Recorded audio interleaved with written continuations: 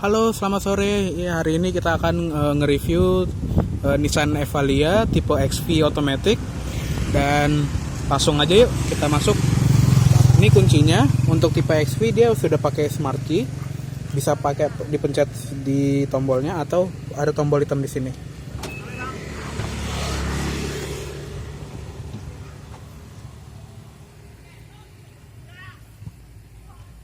Ya, ini pengaturan jok pengemudinya, dia cuma ada reclining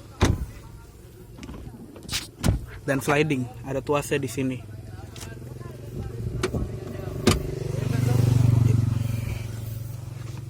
Kita masuk. Dan karena dia sudah pakai smart key, tinggal taruh di dalam. Dan walaupun dia pakai smart key, dia masih pakai knob puter, belum pakai tombol start stop. Jadi kita harus putar dulu untuk menyalakan.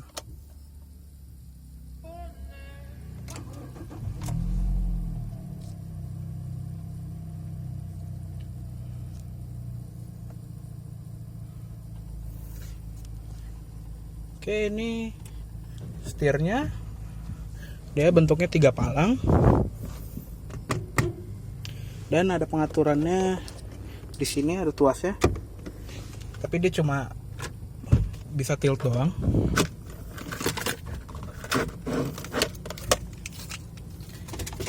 Cuma bisa naik turun. Dan kalau misalnya dia kan posisinya agak miring ya. Kalau misalnya ditaruh paling ke atas, dia tuh kurang enak aja gitu loh. Nggak kayak nyetir mobil. Dan dia pakai transmisi 4 speed automatic. Ada indikator giginya juga di situ. Dan karena untuk tipe XV dia ada kamera mundurnya yang sumpah kecil banget. Dan juga ada overdrive di sini, ada indikatornya juga.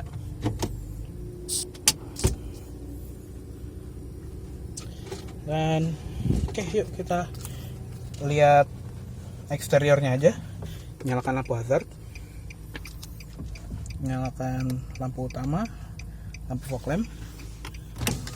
Kaca pengemudi sudah auto up and down. Dan kita buka kap mesinnya.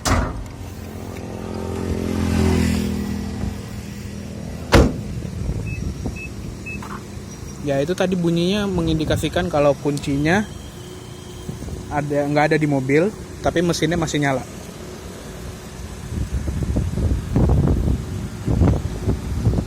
Oke, langsung kita buka kap mesinnya. Di sini ada tuas untuk membukanya. Ya, ini mesinnya 1500 cc berkode HR15DE. Yang mesinnya tuh sama kayak Grand Livina, Nissan March, Nissan Juke dan lain-lain. Dan dia bertenaga sekitar 109 horsepower. Dan tenaganya disalurkan ke transmisi 4 speed automatic ke roda depan. Dan dia mesinnya agak rendah ya kalau di sini. Ya, mudah-mudahan aja dia nggak gampang kena banjir karena mesinnya rendah.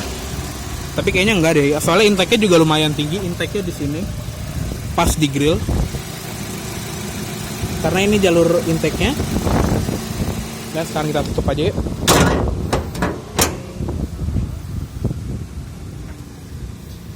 Dan dari depan dia kelihatannya juga lumayan, ya apa sih orang bilang, ciamik mukanya.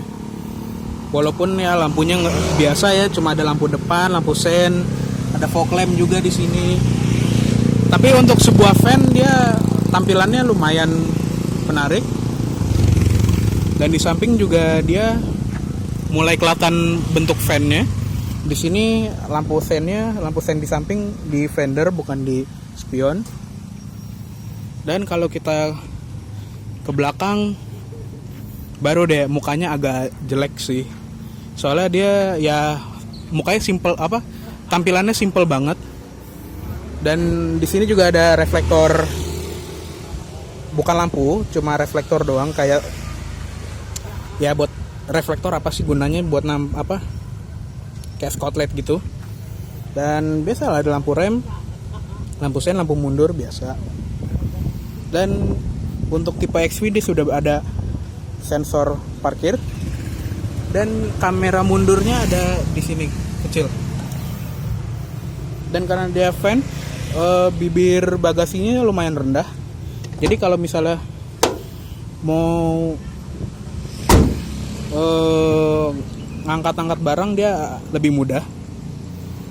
Dan juga ada wiper belakang untuk tipe SV ke atas. Dan yuk kita langsung lihat interiornya aja yuk. Tutup. Oke, dia pengaturan AC-nya cuma ada kayak Grand Livina ya, cuma fan speed, pengatur blower, temperatur, sama arah ventilasi. Ini ventilasi depan. Kalau di sini untuk ventilasi depan dan kaki, dan di sini ventilasi ke kaki aja. Dan head unitnya juga dia pakai aftermarket, mereknya JVC. Dan dia cuma ada AM, FM, bla bla bla. Tapi pasti ada USB, AUX, CD, DVD.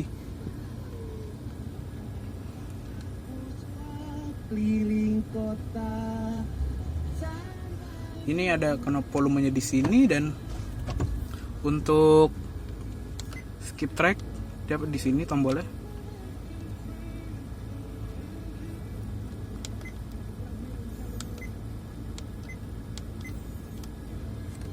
Rp1 per bulan, free maintenance fee dan dan karena dia basisnya mobil van, dia tuh gimana ya, praktis, sangat praktis emang. Cuma kurang dilihatnya tuh nggak, kurang enak aja. Di sini tuh banyak slot kosong. Di sini harusnya tempat airbag jadi tempat naruh barang. Di sini juga ada tempat tray gitu. Dan di sini glove boxnya dia nggak pakai penutup, tapi di sini ada tempat rahasianya, ada kayak semacam box gitu. Kurang.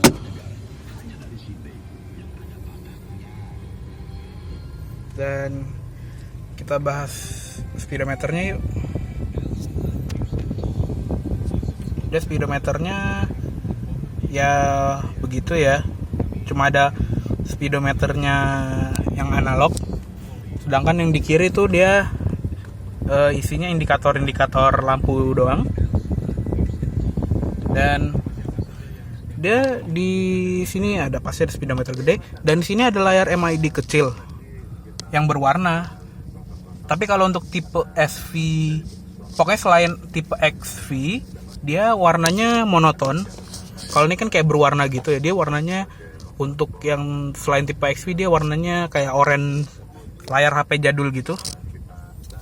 Dan dia cuma ada ini indikator kilometer per liter, konsumsi bensin secara real time, dan ada indikator bensinnya juga, dan ada indikator gigi, dan ada parkir sensornya juga yang kurang efisien sih tempat peletakannya, soalnya kecil banget. Dan ada tuasnya di sini untuk mengganti-ganti mode. Ini untuk lihat konsumsi bahan bakarnya. Ini konsumsi bakar secara rata-rata dan kecepatan rata-rata. Dan ini elapsed time. Jadi itu untuk ngitung waktu berapa lama udah nyetir mobil ini, dan juga jarak kilometernya. Dan kalau untuk odometer dan trip meter dia di bawah. Dan kita pencet lagi. Ini ada range, jarak sisa bensin sampai tangkinya habis. Dan ini ada mode-mode settingnya ya. Dan ini kita pencetnya diputer untuk lihat menu-menunya. kita pencet, dia ada lumayan banyak. Untuk di alert ini ada timer, jadi kalau misalnya kita hidupin nanti ini kan bisa setting berapa lama nih, bisa 1 jam, 2 jam, sampai maksimal tuh 6 jam. Jadi misalnya kalau untuk berguna juga, misalnya kita lagi nyetir jarak jauh, terus misalnya kita set timernya 2 jam gitu. Nah misalnya kalau timer udah bunyi, istirahat dulu, nanti lanjutin lagi nyetirnya. Ini speed, dia ada speed sensor, speed alertnya. Jadi misalnya kalau ini kan kita set di 40, nanti kalau misalnya kita lebihin dari 40, dia akan ngasih tahu jangan lebih dari 40 gitu. Dan kalau idling ini untuk ngasih tahu kalau misalnya kita parkir di parkiran lebih dari 5 menit nih atau 10 menit. Nanti kalau misalnya timernya bunyi, ngasih tahu aja suruh matiin gitu, walaupun dia nggak bisa matiin mesinnya secara otomatis. Dan kalau maintenance ini cuma ngikur engine oil filter, tire, ban, dan other ini apa nih? Oh ini untuk ya settingan yang lainnya. Ya pokoknya ini cuma hitungannya untuk ini aja. Kalau misalnya kita habis servis, nanti emang sih harus reset secara manual. Kalau misalnya engine oilnya kita ganti, oli mesinnya udah kita ganti, kita reset. Nanti kita misalnya mau interval servisnya 5000 km gitu, bisa di sini. Dan lain-lainnya sama ya pokoknya fungsinya. Dan ini clock kayak pengaturan jam biasa. Kalau kita skip lagi dia jadi RPM.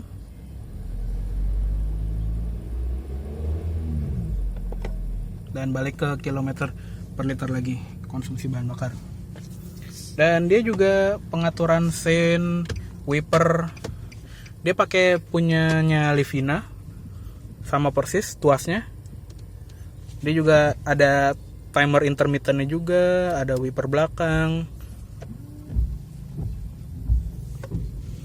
Dan dia di tengah sini tuh ada storage-nya gede lumayan. Walaupun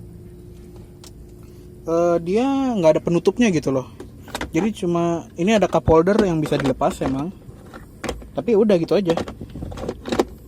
Dan ini cara masangnya lagi gimana lagi?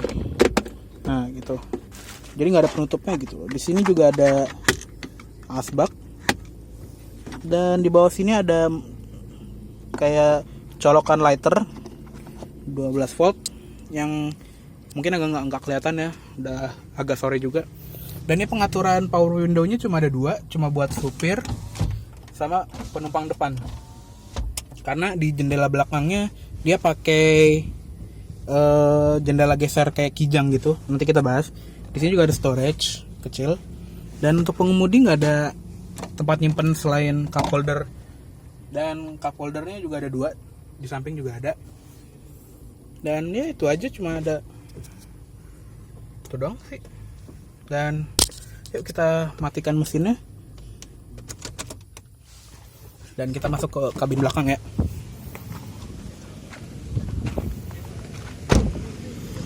Dia pakai pintu geser.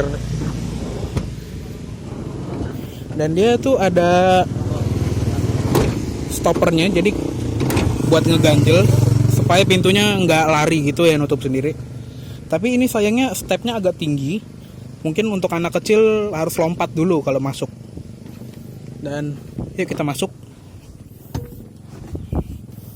Dan dia harus agak didorong dulu untuk nutup. Jadi dia nggak terlalu enteng tuasnya. Ya ini kita sudah di dalam jok tengahnya Grand Livina kan. Apa sih namanya ini, Evalia deh pokoknya. Ya dia joknya tuh ya cuma jok, nggak ada armrest di tengah, nggak ada. Walaupun dia ada headrest sih. Di sini ada headrest 2. dan di tengah nggak ada. Tapi untuk misalnya buat yang mobil-mobil travel muat sih untuk 4 orang loh, walaupun badannya gede-gede. Dan mungkin kalau orangnya kurus-kurus bisa buat berlima kalau nekat. Di sini juga ada aksesoris TV gitu, tapi dari bawaan Nissan ya. Dan di sini juga ada buat pegangan kalau misalnya naik itu anak kecil atau manula. Tapi nggak ada grab hook yang di samping pintu ya. Dan di semuanya juga nggak ada pegangannya tuh. Kalau itu ada gantungan kecil untuk jok belakang, pelipatan jok belakang, nanti kita lihat. Dan dia yang gue bilang jendelanya nih pakai model geser gini. Harus tekannya agak kencang dulu. Tuh. Dia cuma segini doang jaraknya. Dan dia pakai mekanismenya pakai plastik ya, bukan pakai karet yang kayak di mobil-mobil jadul itu kan gampang macet gitu. Kalau pakai plastik kan relnya nggak gampang macet. Dan sini ada cup holder 1 biji. Dan cara masuk ke jok belakangnya itu agak ya lumayan gampang. Headrestnya harus dimasukin dulu. Dan ini sebetulnya gangnya lumayan besar.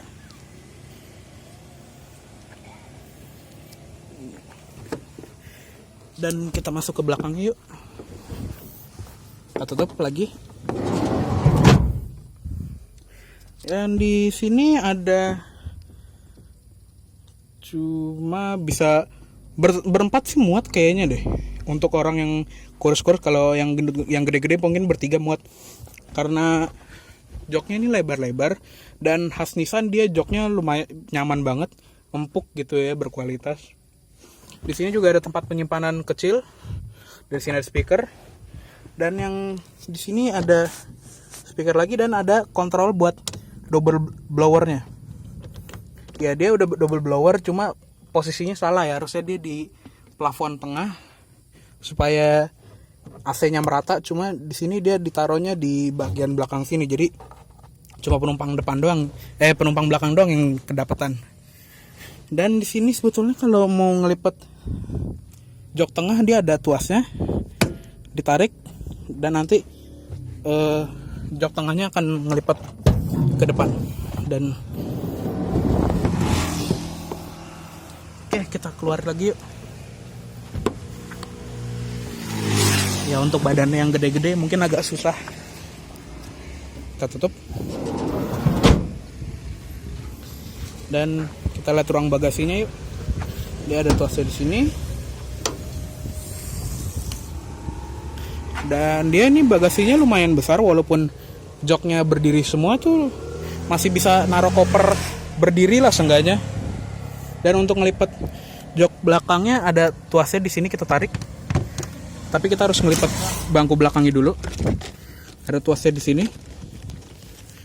Yang gimana ini cara ngelipatnya ya? Gue nggak tahu juga deh pokoknya.